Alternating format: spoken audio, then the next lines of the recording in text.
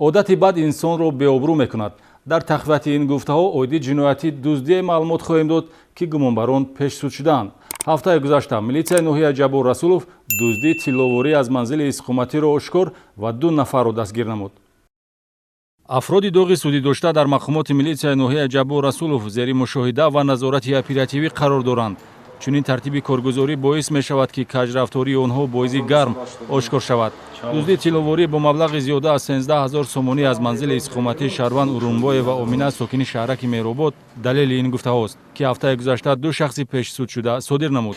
همونطور نگاه کنیم یک آدم هم خیلی درآمد خانه به ذکر خستی مجاهد سال من دخترم هم بود نیبرم بود ولی خواب رفت که من نبود سال برامدی من همینجا همه خیلی استادی هم این بچه که همینجا برامد همینجا استاد یک گفتم ها گفتم تو نگاه کنم پایپزاد است در تکی در استاد است پوچیکش نیست پایپزاد نپوشیده برامد رفت.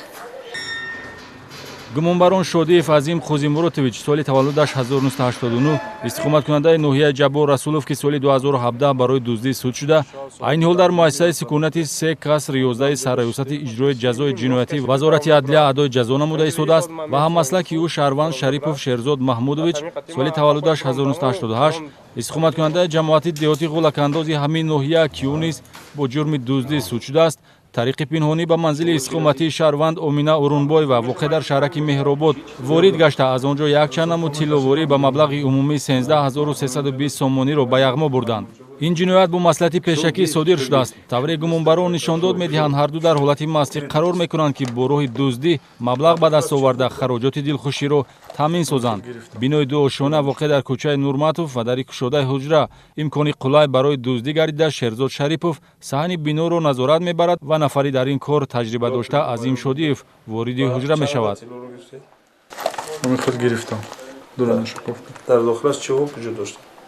در داخل سوپاشه. تilla ویا بوده. و چند عدد تیلو رو گرفتی؟ من می‌دونم چند عدد شه 7 عدد می 6 عدد نمی‌دونم تا چند شه. برای چی دیگر جوها رو نگفتی؟ گفتی کار نکردی با مسئله دزدی. خانه این خانگی و وای نبینم. در دایره چاره‌بین‌های اپراتیوی جستجویی جنایت به زودی آشکار گردیده گمانبران فرصت پیدا نکردند که غنیمت به دست آورده را صرف نمایند. وابسته به شخصیت گمانبران تفتیشات معلومات می‌دهد که دستگیر شده‌ها را عادت بد تکراراً به جاده جنایت آورد و این گواهیان است که آنها اصلاح ناپذیرند. در رفت تفتیشات پیشکی معین کرده شد که گمانبر شده شادیف عظیم خوزیموراتویچ قبلا با مدت 244 دو مرتبه سود شده است. گمانبر شده شریپوف شیرزاد محمودویچ باشد قبلا با مدت 237 قسمت 2 مدت 177 و مدت 244 سود شده است. این حال از روی حادثه با ماده 244 کودکس جنایتی پرونده جنایتی آغاز گردیده گمانبران در حبس پیشکی قرار دارند.